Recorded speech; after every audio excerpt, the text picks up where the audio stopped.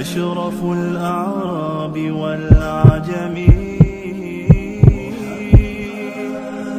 خير من يمشي على قدمه. الحمد لله وحده والصلاة والسلام على من لا نبي بعده أما بعد. Assalamu alaikum wa rahmatullahi wa barakatuh.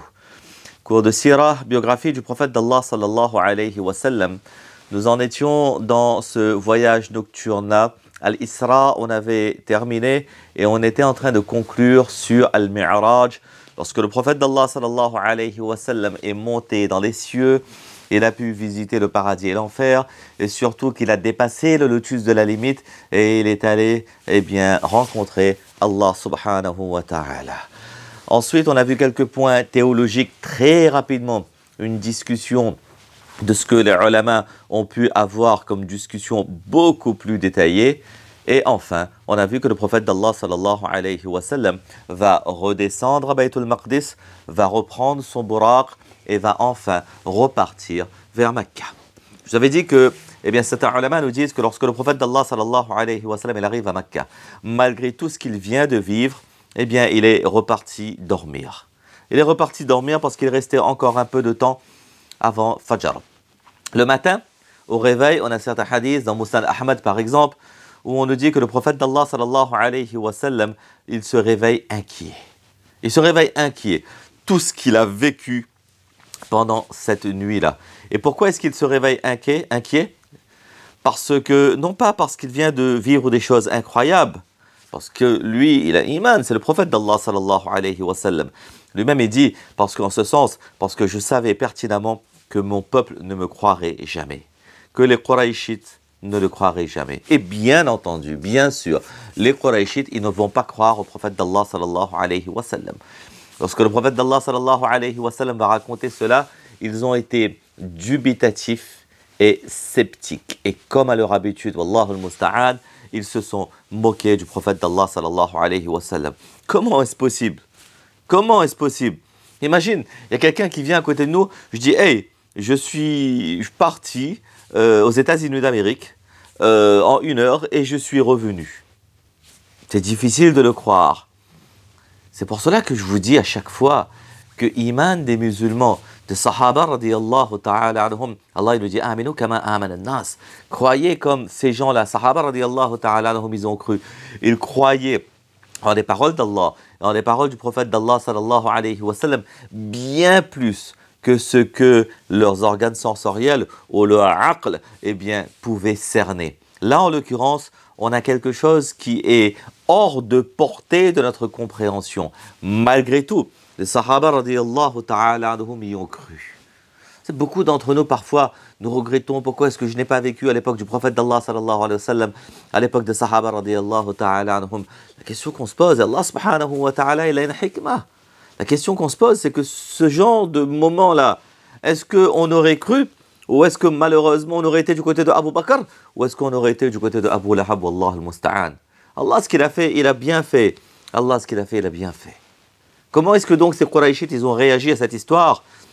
Je vous rappelle, pour aller à Jérusalem à cette époque, il fallait un mois, un demi-mois ou un mois. Eux, subhanallah, le prophète d'Allah sallallahu alayhi wa sallam leur dit que je suis parti en 1 nuit. Ils ont commencé à entourer le prophète d'Allah sallallahu alayhi wa sallam et ils lui ont demandé donne-nous des preuves que tu es parti à Jérusalem, parce qu'officiellement le prophète d'Allah sallallahu alayhi wa sallam n'était jamais parti à Baytul Maqdis avant cela.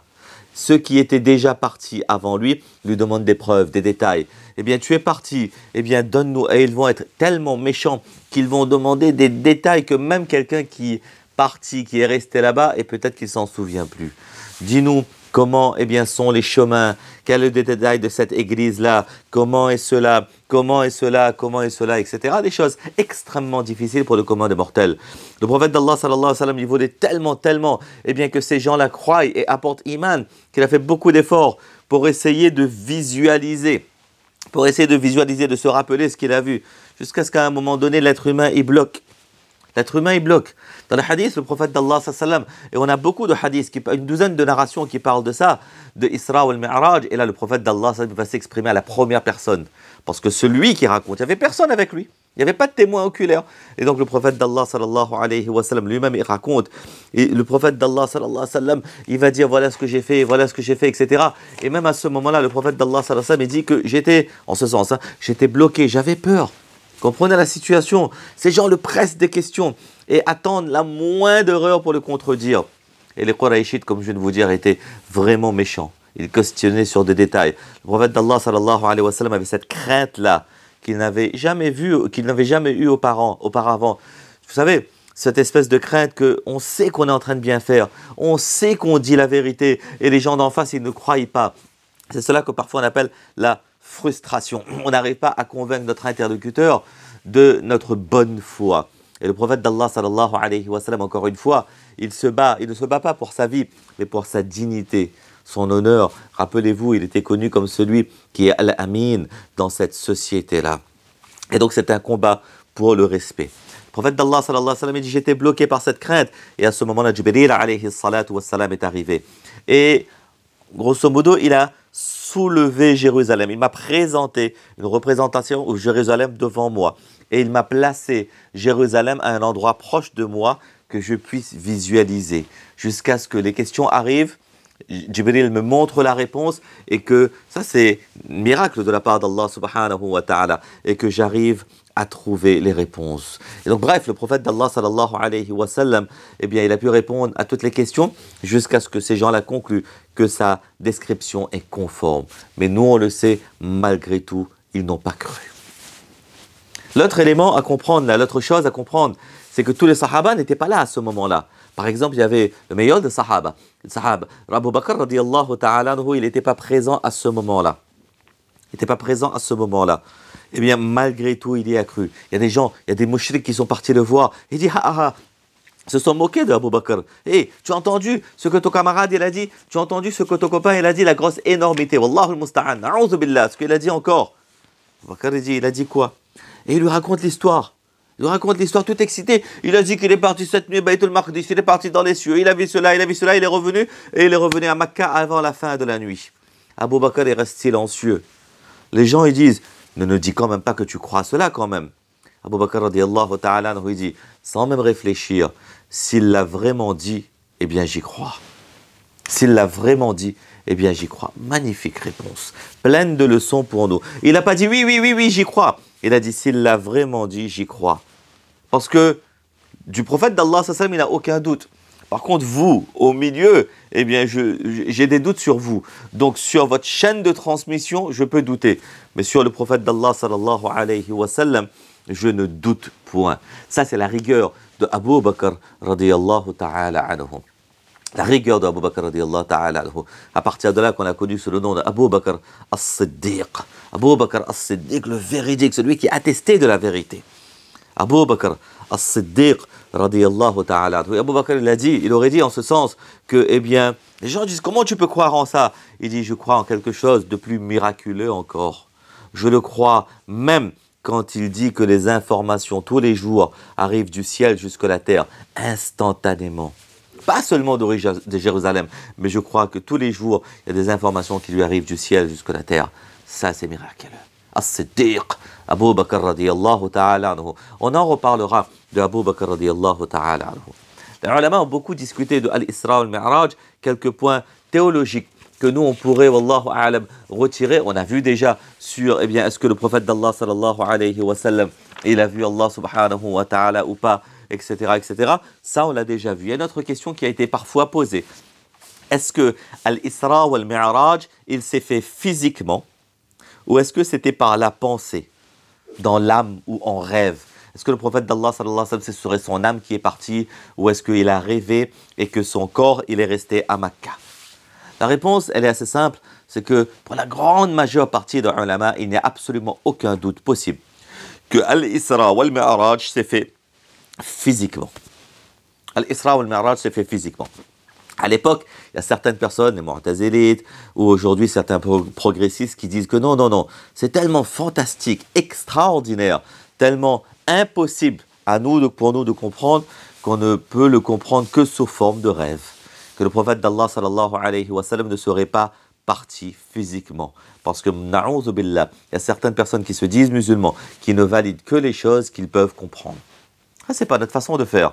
Nous, on a iman. Parfois, on comprend des choses, parfois, on ne comprend pas. Mais lorsqu'Allah subhanahu wa ta'ala nous dit quelque chose, eh bien, on y croit. Aucun savant vraiment de référence n'a dit cela. Malheureusement, parfois, on trouve dans les livres en français ou en anglais, eh bien, des gens qui vont dire que non, ça s'est fait en rêve, eh bien, ça s'est pas fait en physique, wallahu a'lam. Et donc, la réalité des choses, c'est que ça s'est fait physiquement. Le corps du prophète d'Allah, sallallahu alayhi wa sallam, est parti. Ce serait ridicule de croire le contraire. Pourquoi? Pour plusieurs raisons. La première raison, c'est que les Qurayshites n'y ont pas cru. Tout simplement. Les Qurayshites n'ont pas cru. Si je dis à quelqu'un, hier soir, j'ai rêvé que je suis parti à tel endroit, j'ai fait ça, est-ce que quelqu'un va me contredire? Personne. Parce que dans un rêve, on fait ce qu'on veut. Dans un rêve de 20 minutes, on peut parfois rêver pendant 20 ans. Ce n'est pas un problème. Et personne ne va contester, personne ne va dire « j'y crois pas ». C'est un rêve. Et là, les Qurayshites, étant donné qu'ils ont contesté et qu'ils n'ont pas cru, eh bien, c'est preuve même que le prophète d'Allah était en train d'affirmer que j'y suis parti physiquement.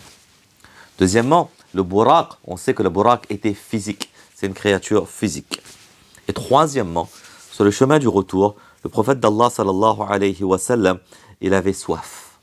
Et il s'arrêta et va boire de l'eau. C'est pas comme si que l'âme a soif.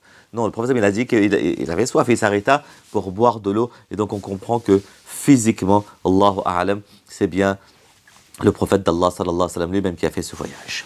Autre chose pour essayer d'étendre la discussion et pour conclure sur ce sujet, bi'idhnillah subhanahu wa ta'ala, une des principales sagesses de cet Isra wal Mi'raj, de ce voyage-là, et on va le voir, ça consistait à revigorer quelque part le moral du prophète d'Allah sallallahu alayhi wa sallam après cette année extrêmement difficile, la 10e année de la prophétie, Aamul Huzn.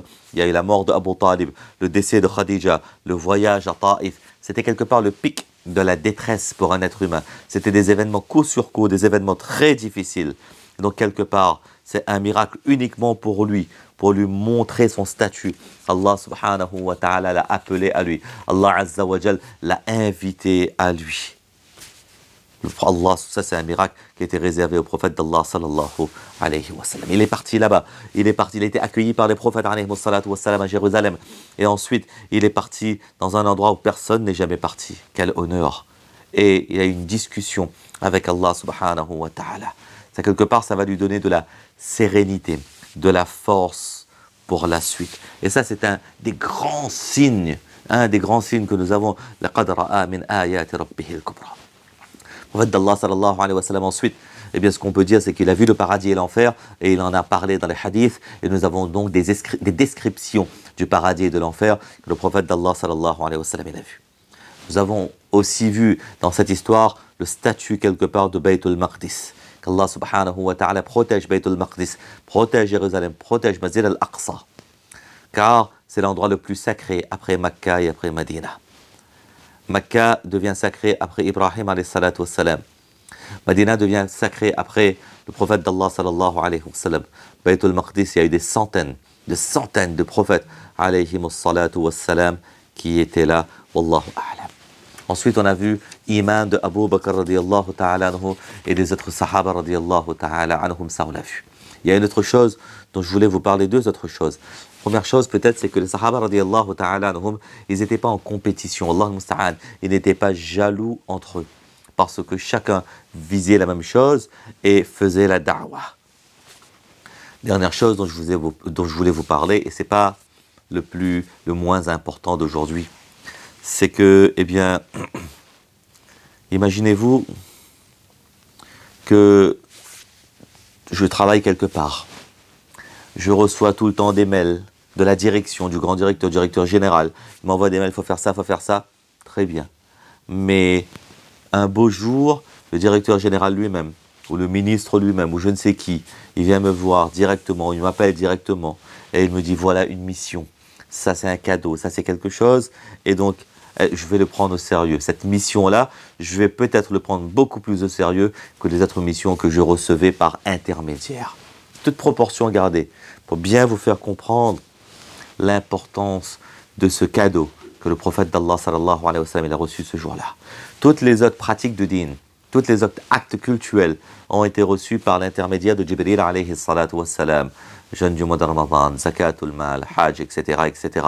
Là, c'est un cadeau directement donné par Allah au prophète d'Allah sallallahu alayhi wa sallam. La salah, wallah mes frères, wallah mes sœurs, la salah ce n'est pas un fardeau, la salah c'est un cadeau. Allah subhanahu wa ta'ala nous dit dans le Coran, Inna salata tanha anil fahsha'i wal munkar. Que la salah empêche des turpitudes et du blâmable. Et la salah, c'est une caractéristique du croyant. قَدْ أَفْلَحَ الْمُؤْمِنُونَ الَّذِينَ هُمْ فِي صَلَاتِهِمْ خَاشِعُونَ.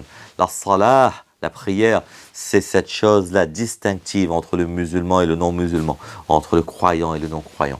On a énormément de hadiths qui nous parlent de la prière. C'est la salah va, tout va derrière. La salah est à l'islam, ce que la tête est au corps. La salah, eh bien vraiment, c'est le signe du musulman et de la musulmane. Il s'agit pour nous, vous savez, parfois malheureusement, des choses qui sont trop récurrentes, eh bien on en perd la valeur de ces choses-là. La salah, c'est la chose la plus importante en islam après iman, tout simplement. La salah, c'est la chose la plus importante en islam après iman. On ne peut pas se permettre de cheminer vers Allah subhanahu wa ta'ala et de ne pas faire la prière. Il s'agit pour nous de faire les 5 prières tous les jours de manière très régulière. Et si malheureusement on avait raté des prières avant, on fait tawbah, istighfar avec Allah subhanahu wa ta'ala et on commence à rattraper ces prières-là. C'est quelque chose d'extrêmement important. La prière, c'est la fraîcheur des yeux du prophète d'Allah sallallahu alayhi wa sallam. Il s'agit pour nous de faire la prière, jusqu'à ce que la prière devienne une seconde nature. Dans les temps de crise, dans le temps de preuve, eh bien, il s'agit pour nous de nous réfugier dans la salah. De nous réfugier dans la salah. Les ulama nous disaient, si tu veux qu'Allah te parle, lis le Coran. Si tu veux parler à Allah, fais la prière. La prière, c'est vraiment quelque chose d'important. Et nous voyons comment est-ce qu'il a été révélé. La prière avait été révélée avant, mais les 5 prières obligatoires ont été rendues obligatoires à ce moment-là, pendant ce voyage nocturne-là, qu'Allah subhanahu wa ta'ala donne le tawfiq de comprendre, de mettre en pratique et de propager. Amin. Wa akhiru da'wana anil hamdulillahi rabbil alamin. Fajazakumullah wa barakallahu fikum. Wassalamu alaykum wa rahmatullahi wa barakatuh. يا رسول الله محمد